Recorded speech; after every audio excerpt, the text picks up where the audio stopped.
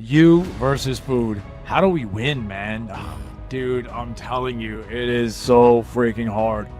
When you are going against the toughest opponent, probably arguably in your life, when it comes to health and fitness journey, is your battle against food, one on one.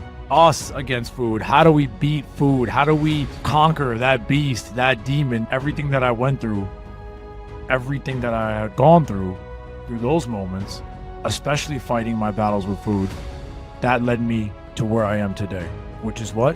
The ultimate wall breaker.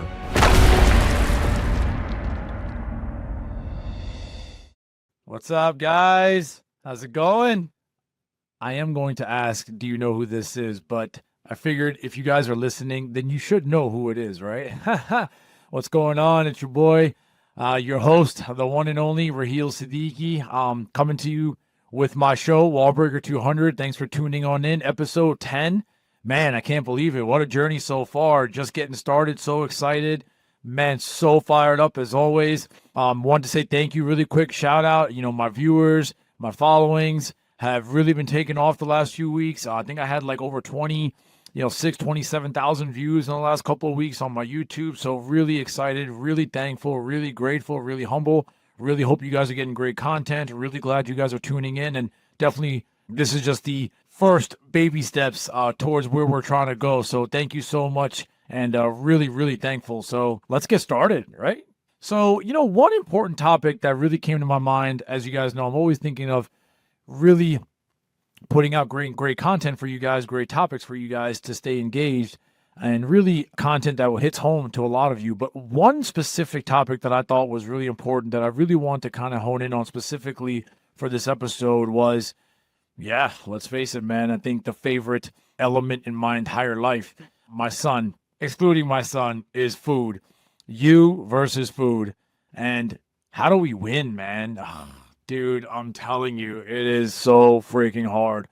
When you are going against the toughest opponent, probably arguably in your life, when it comes to a health and fitness journey, is your battle against food, one on one, right?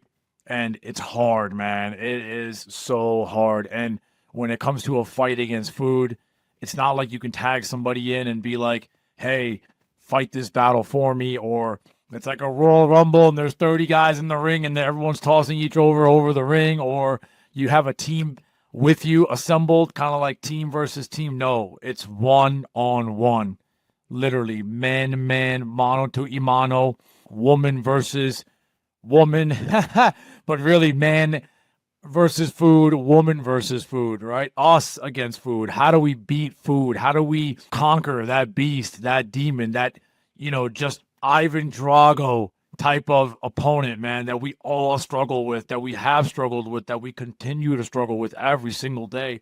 So I really want to kind of dive in on this, man, because I feel like it's just a really important topic. And I want to see if this episode can help others out there and give you guys tips, tricks, advice that's helped me losing 200 pounds, man. So let's get to it. Man, food, it's so tough, man, because I don't know about you guys, but I love food.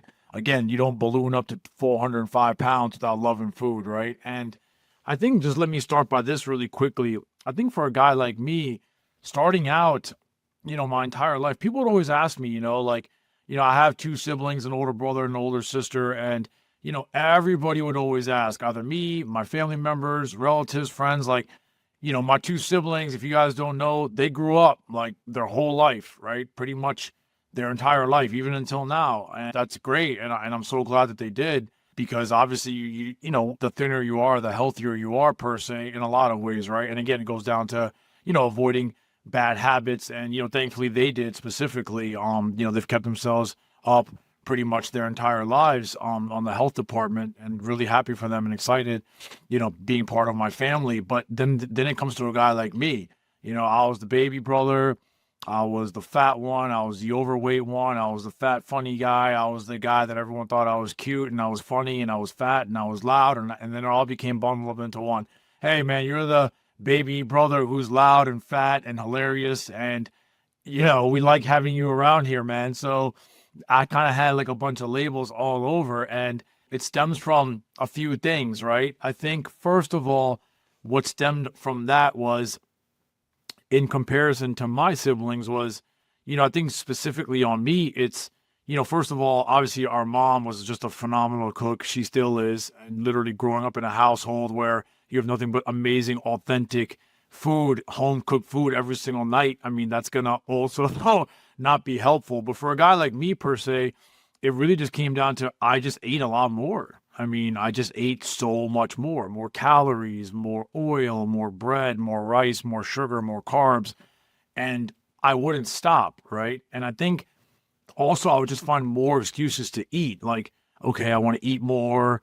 I'm sitting on the couch watching TV. I want to eat more. I'm watching a game. I want to eat more, eat more, eat more, eat more. They never had that problem, but I did, right? And I think, when you're young, you don't realize it, obviously, because you're young, man. When you're young, you don't realize life experiences that you do when you're in your teens and 20s, especially when you get into your 30s and 40s. But I think, I think having just like that overall lack of awareness on my end. And, it's funny when I say this because I know a lot of people can say a lot of different things. Well, where were your parents at? Why didn't your siblings say anything to you? Why didn't XYZ say anything to you? And just to be clear, man, like, at the end of the day, whether they did or they did it, that doesn't matter. At the end of the day, if you guys heard me talk about this in my previous episodes, you have to understand, man, like, you have to have responsibility for your own actions, right? I'm not going to sit here and put blame on anybody, right? I mean, my mom, my dad, my siblings, my friends, relatives, whoever. At the end of the day, I blew up. I gained weight. I gained a lot of weight. I became very obese. I became very heavy. I had a really dysfunctional relationship with food, and that's 100% on me. You have to learn how to be accountable. You have to understand, you know what, dude? What can I do to be better?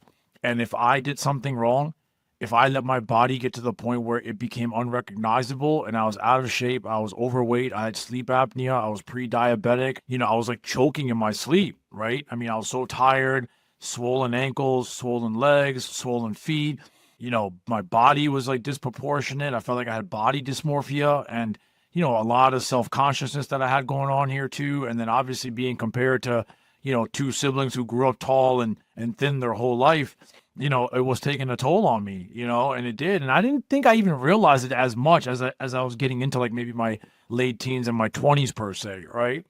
Then when you get older into your late teens and 20s, then you get more comparisons, you get more pressure. Well, then you have a lot of friends that you're hanging out with and now they're athletic and they're good looking and they're active and they have healthier bodies and well, what about you, right? And it's like the crazy thing is, man, if you ask any of them, every single one of them, they probably don't even know this. They're probably going to listen to this and be like, damn, we didn't even know. But it's not your job to know. You know what I mean? It was never your job to know. How are you going to know something and how are you going to know what I'm going through if I'm not even talking to you about it, if I'm not open to you about it, if I'm not speaking to you about it? How would you know? You're not a mind reader. And at the end of the day, it was never your problem to fix. It was mine, right? It was my problem to fix.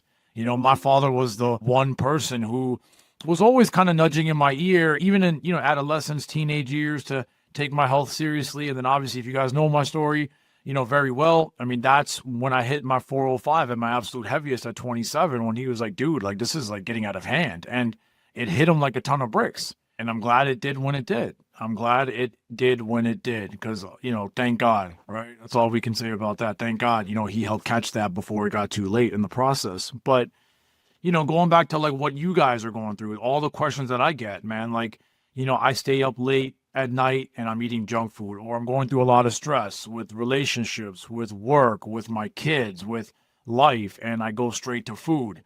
How do I stop that? What do I do? I'm gaining weight. I just had a baby for you moms out there, and I don't know what to do. I want to get my body back before my child. I'm a mom in my 40s. I want to look like I did when I'm 20s before I had kids. When I met my husband in college or high school, not when I'm married to him and 3-4 kids later, 10, 15, 20, 25 years from now. How do I get back to that? How do I stop having sugar cravings? How do I not have the itch and the urge to have ice cream and pizza and soda? How do I go to social events and not want to have fun? I want to have fun. I want to have some drinks. I want to have good appetizers. I want to have great food. I don't want to have just one plate. I want to have 2 plates of food. I want to live. I want to live. I want to have fun. I want to enjoy life. Life is too short. YOLO, right? And these are the type of questions that I get all of the time. That's why I really want to dedicate this episode for this reason right here, you know? And then also just weekends, man. Oh, I did great during the week, Raheel, but the weekends have killed me. You know, my girls or my guys want to go out on a Friday night, Saturday night, Sunday night. All of a sudden, I'm down 3 pounds in the week, and all of a sudden, I'm back up 10. Just like that. Or I go on vacation, the ultimate kiss of death, right? I'm doing great. I had a great few weeks, great few months. I go on vacation, stop cold turkey. No gym bag, no nothing. Just straight eating and just hanging out 24/7, 3 days, 5 days, 7 days. What do I do? Oh my God. What happened? How did I let this happen? What can I do to prevent this? I mean, it really sucks. I mean, you're talking to a guy literally that all he could do was eat. I mean, food literally owned my entire life. And to be honest with you, even down 200 pounds, it still does.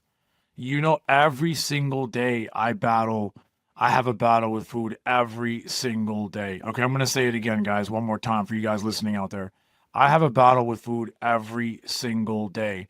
You have any idea how hard it is to go out with your family, to go out with your friends, to go out to work events, dinners, social gatherings? You have amazing food in front of you and you want to have it and you really want to enjoy it. But deep down in the pit of your stomach, in your core, you know if you have this meal that it's going to derail your mission. It's going to derail your progress. And I think also it just goes back to, man, like how? Like, how do I do this and also stay on track, stay hitting my goals? I want to be healthier. I want to be better. I want to set an example for myself, for my family. I want to feel nice. I want to wear nice clothes. I want to wear nice fitted clothes. I don't want to wear extra baggy clothes. I mean, for a lot of the moms out there, I really feel so bad. I mean, so many moms tell me how they have to wear like extra baggy clothes or they have to wear their husband's baggy sweatshirts or they got to wear Spanx, or for the dad bods out there, they have to wear extra size t-shirts or extra long sweaters, or to be honest with you, sometimes they don't even want to go out because they don't want people to see how much weight they've gained. It's kind of like a hiding game, right? Like out of sight, out of mind. I don't want to show my face, so I don't want to hear it. I know, man, nobody knows more than me. Listen, I'm the guy, I say this all the time, and I mean this with every fiber in my being for all of you guys out there. I'm the guy, dude, that like literally knows every single feeling of pain and just anger and frustration and sadness of what you guys are feeling when it comes to food. I know the feeling. I was a size 50 waist. I was a size 22 neck, okay? I used to starve myself all day at school because I just did not want to get picked on or laughed at. So I would starve myself all day, and then I would literally order a large pizza and a 2-liter. My family probably didn't even know this until I started opening up about my story, and I would eat it with no one around, the whole large pizza. I'd drink the whole large 2-liter, and I'd go right to bed. And I'd probably throw dessert in there too. And I'm the guy that would also go to a lot of these parties, a lot of these events, a lot of these social gatherings, a lot of these work events, and I wouldn't eat there. Instead, I would go to a fast food joint. I'd order whatever meal, high caloric, high fatty foods. I'm trying to find the words. High cholesterol, high trans fat, whatever. Burgers, fries, drinks, dessert, whatever. I would eat it right in my car. And I'd get out of my car, I'd throw out the bag, throw out the evidence, quote unquote, and then I would go attend the party and I would tell everybody I'm not hungry, I'm good. But the reason why I wasn't hungry is because I was really full. I was full on junk food. I was full on stuff that was killing me. I was full on just emotional eating and the depression and the anxiety and the pain and the suffering and the struggling and the tears and the fears. I was full, man. I was full. I was full for 27 years of my life. I was really full. I mean, if you hear it in my voice, right? If you hear it in my voice, I'm still full from it. I think, a couple things, right? And I'm going to get to some solutions, some tips, some tricks, but I do want to make one message clear. If you're still going through all of this that we talked about, all the struggles when it comes to food, and you're still battling that, and that is your biggest hurdle, especially for those people that are going to the gym and they're exercising or they're getting some form of exercise, whether you're walking outside, hanging out with your spouse, going out with your kids, getting some sort of activity going, but you're still not seeing any results because you know food is the reason why you're losing this battle with food one-on-one. I want to make it very clear to all of you, it's okay. Like, there's nothing wrong with you. You know, I was growing up to be thought that when you were fat, something was wrong with you. And that's how I was treated, right? Whether people want to admit it or not, people that know me, people that even don't know me, and they're probably listening to this podcast episode, trust me, 1,000%, 1,000,000%, 1,000,000,000%, 1,000,000,000,000%. When you're overweight and you have a boisterous personality and you're 6'4" and you stand out in a crowd and your weight makes you stand out even more, you feel like you're attending an event or you're attending a gathering, you feel like you're attending a social circle to come and enjoy the moment, but you know what you are in the end? You're a target, literally a target, and everyone's looking right at you, ready to unload. That's exactly what you are, you know? And the bullseye is your stomach. That's the bullseye. But on a deeper level, you know where the real bullseye was for a guy like me? It was my heart. Because all those fat jokes, man, it went right to my heart, right through my chest, right to my heart, every single time. And if you guys heard me talk about this last time, it took me a long time. You know, I've met with a lot of great people in my life, especially in my motivational speaking journey. You know, talked to a lot of great people, connected with a lot of great folks, you know, who I would sit down and talk to them about, you know, my personal problems, my mental health problems, my physical health problems. And, you know, the one thing that I truly learned and have grown from it, honestly, the anger and the hate and the resentment that went towards all of those people I had for a long time. But at the end of the day, whose fault was it? It was mine. Because I didn't respect myself. Right? It goes back to the point of how do you want people to respect you if you don't respect yourself? Right? I didn't respect myself and I just kept eating and I didn't care. I'd go to the grocery store and I didn't care. I mean, dude, I probably ate more secretly in my life than people probably would ever imagine. I mean, you guys have no idea how many times I've secretly have eaten by myself, all by myself. A lot. I had to do that a lot, okay? Believe me when I say this, because I was so afraid of what people would say, and I was so scarred from the bullying, and I talked about the comparisons, and I didn't want to hear the comparisons to my siblings or to my friends or to others, and the questions of, well, what happened to this guy? I mean, I was becoming that kind of guy. You know, it's like that famous like actor or famous athlete. They are famous for a short amount of time, and then they leave. It's like out of sight, out of mind. And it's like, man, what happened to this guy? And they come back and they have a different appearance, right? Like, what happened to this guy, right? Or girl. So I wanted to let you know directly, it's okay. I'm the first one to tell you that, right? I'm the first one, man. I lost 200 pounds. Do you know how hard it is to just even lose 5 pounds? 5? If you ask the average person to go lose 5 pounds, I promise you it's going to take them a long time.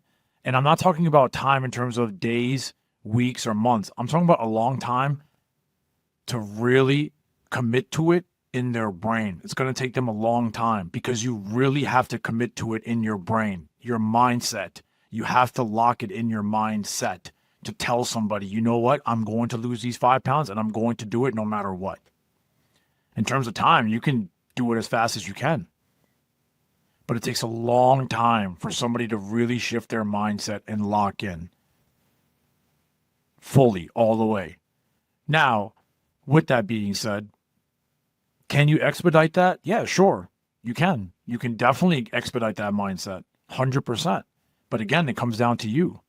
It always goes back to the question, well, how bad do you want it? Right? How bad do you want it? You guys know I want it more than anything. Right? My training is everything to me. When I'm training, I'm thinking about training. When I'm not training, I'm thinking about my training. You guys know this. I've told you guys this before.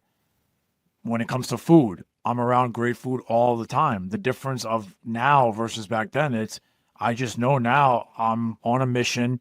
I am fully 1,000, 1,000,000, 1,000,000,000, 1,000,000,000% fully locked in on this journey for the rest of my life. Why? Because I made a promise to my dad that I would take care of my health for the rest of my life.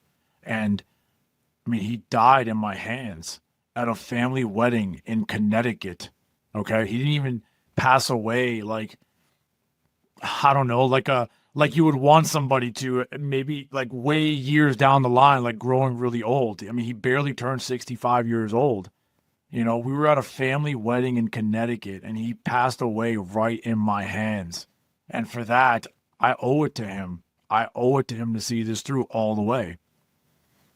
And then I have my own son, right? And he looks at daddy like the Incredible Hulk. He doesn't look at daddy like anything else, like anyone else. That's all that he sees. He sees a freaking superhero. And that's the example, the standard that I'm trying to set for him. It's like, yes, you know, daddy is the Hulk for you. I don't care if anyone else thinks I'm the Hulk. I don't think I look anything like the Incredible Hulk. I wish I did. Shout out to the OG Hulk, Lou Ferrigno. But that's the impression. That's the image that I want my son to carry on for me, right? I mean, my own father told me he wasn't going to be there to see me get married. He wasn't going to be there to see me have kids. And 18 months later, he died right in my hands and he called it like he saw it. So for that, I have to see this through all the way. And it took me a long time to really lock it in my mind of how important, like, just, I got to do whatever it takes. You guys heard the last episode about being strategically selfish. That's exactly how I am every single day. I have to find a way to be strategically selfish every single day to make this happen. So going back to the food aspect of it, some solutions or some ideas or some tips or some tricks for all of you. I don't want to say it's easy, but I will say the plan is very simple. It's honestly a very simple plan. The work is hard. Very, very, very hard. But again, it comes back to the mindset. How bad do you want it? For example, you go to the grocery store, don't buy the junk food. Don't buy the Chips Ahoy. Goddamn, people that know me, I freaking love Entenmann's cookies. Love them so freaking much. Believe me, that was like one of my childhood favorites, man. That was like a household childhood favorite snack that we had. Don't buy them as much, right? Don't buy ice cream.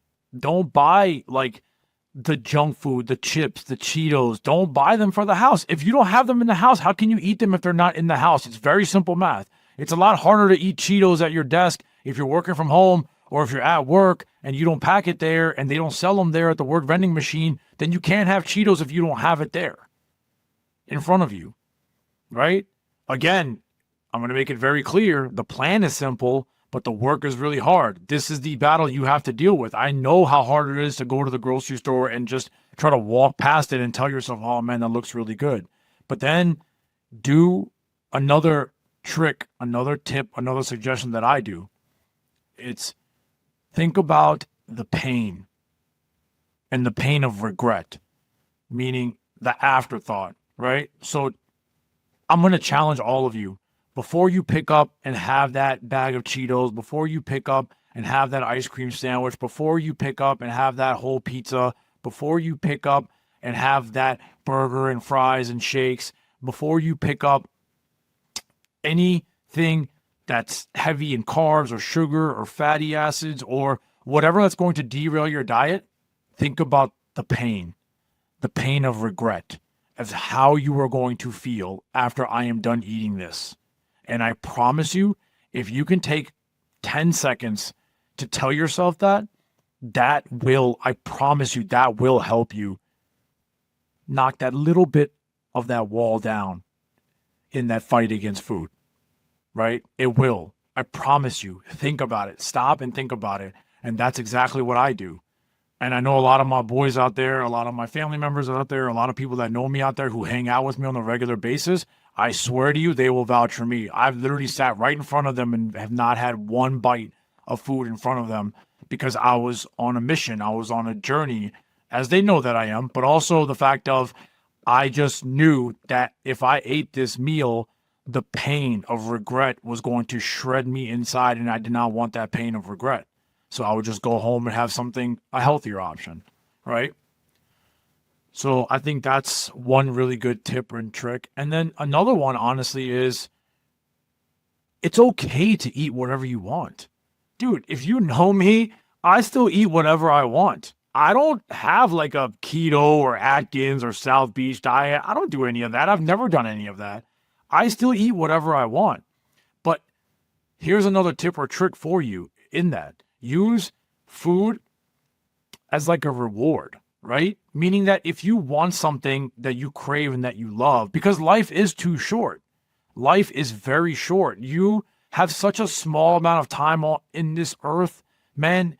Before you know it, we're going to all be, God willing, we all make it there, 80, 90 plus whatever years old, right? And you don't want to have any regrets. That's the one thing that I've learned, man, at 42 years old. I don't want any regrets. I want to live life to the fullest. I want to maximize my time, absolutely maximize my time every year, every month, every week, every day, every minute, every second. I want to maximize it.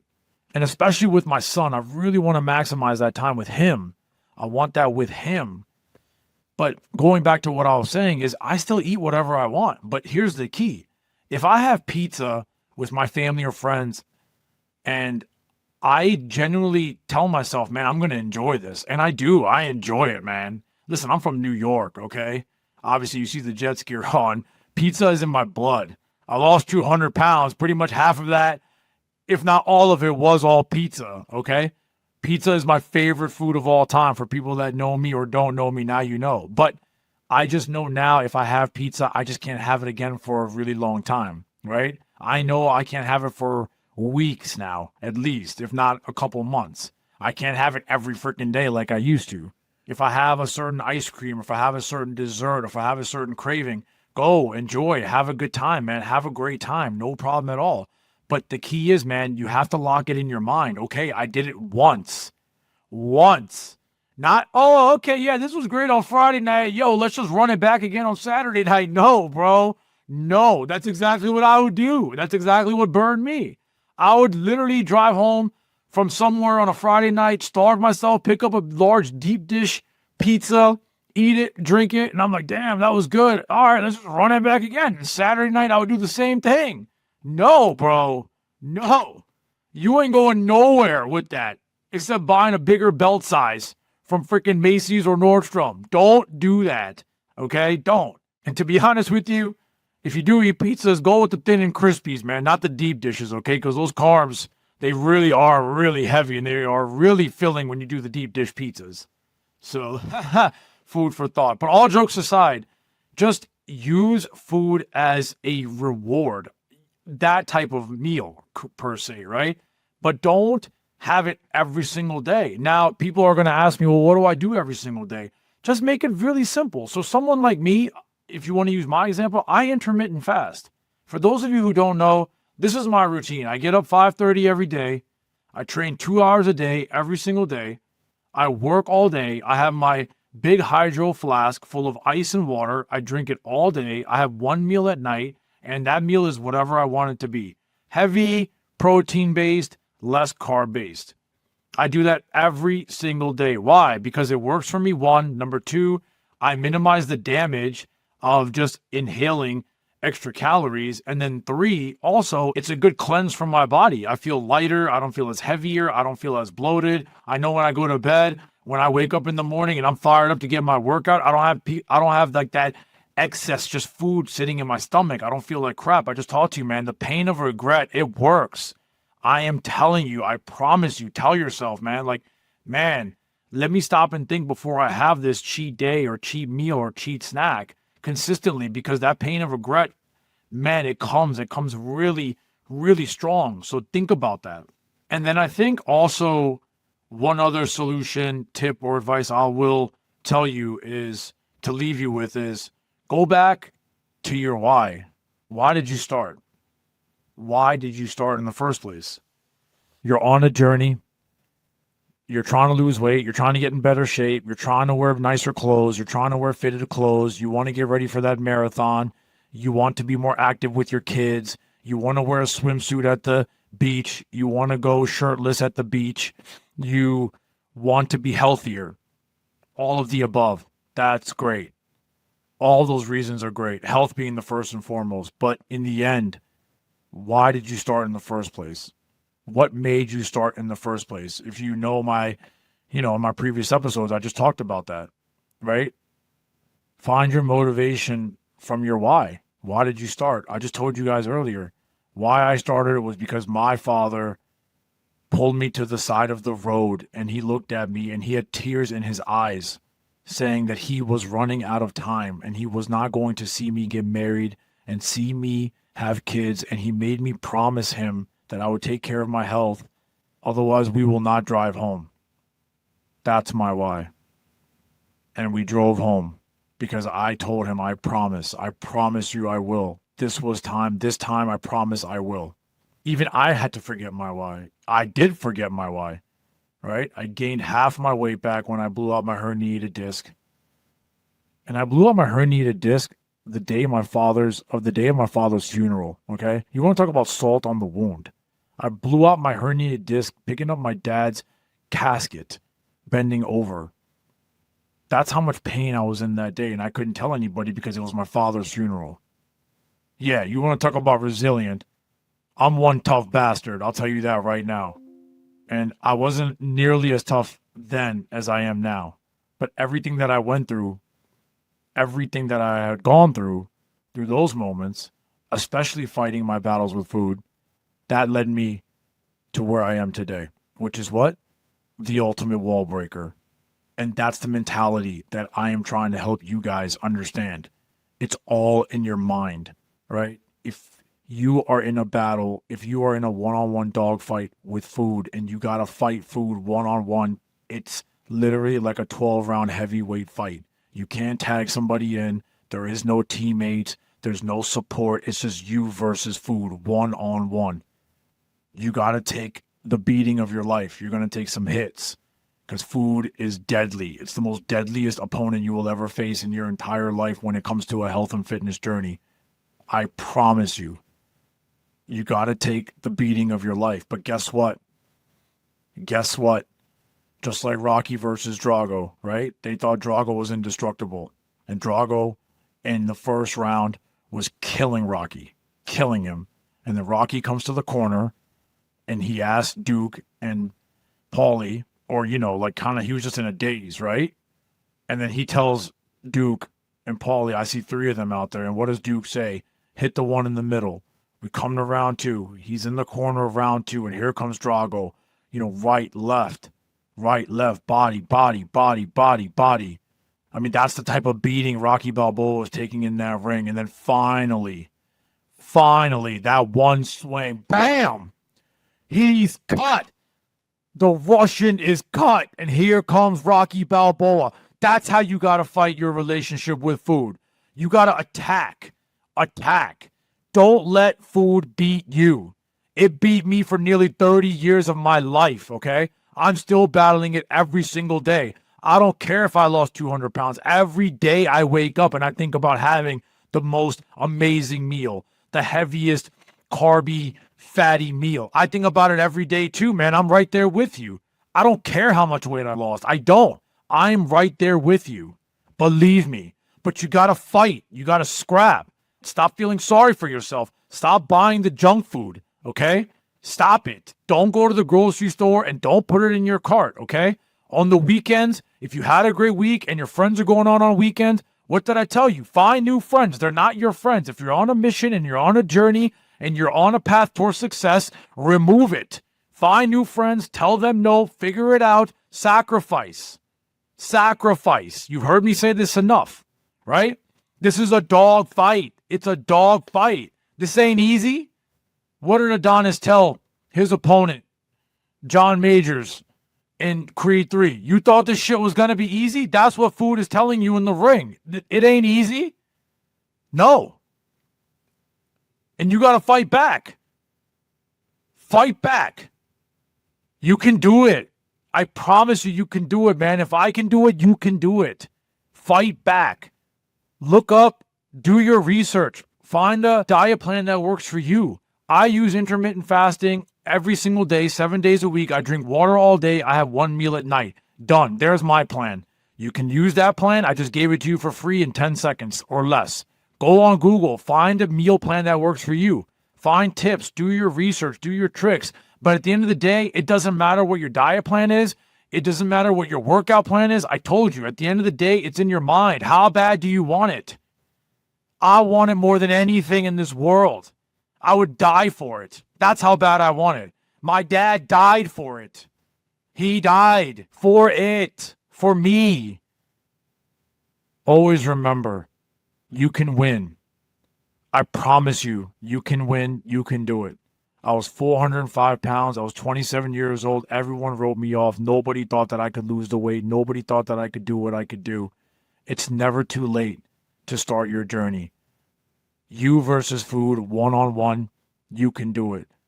Muhammad Ali was fighting George Foreman, who was 40-0 in Rumble in the Jungle. You heard my episode. Everyone thought George Foreman was going to kill Muhammad Ali, and what happened?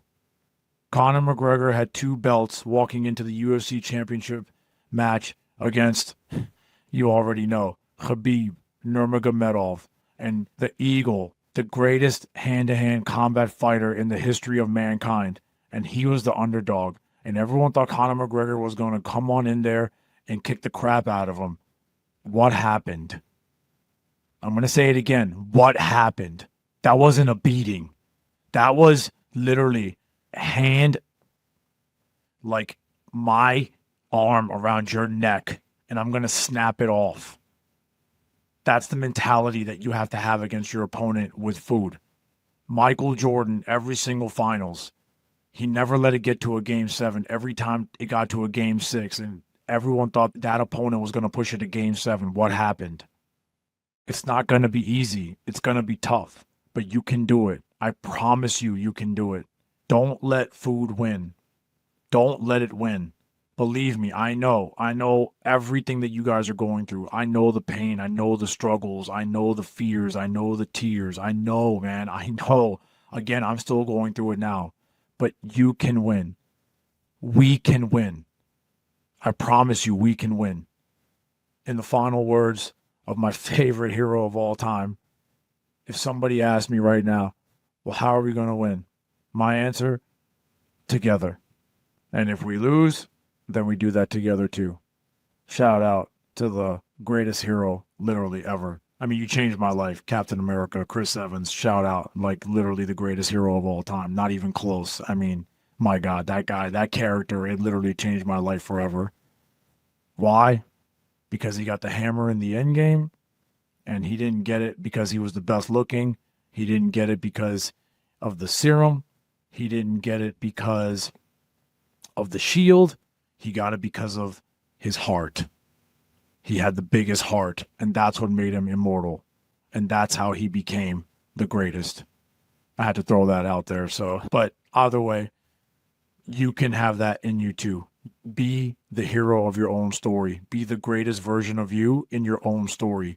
That's the beauty of our stories. We can be the hero of our own stories. We can be Captain America. We can get the hammer in the end game, man. We can do it too. Do it. You got this. We got this. Let's do it together. All right, guys. Well, that wraps up episode 10. Thank you guys so much. Hit that subscribe button on my YouTube page at Raheel the Speaker. Come on Instagram. I'm on there, Raheel Wallbreaker 200. This is Wallbreaker 200, episode 10. Raheel Siddiqui signing off. Till next time, much love. Talk to you guys. Peace out.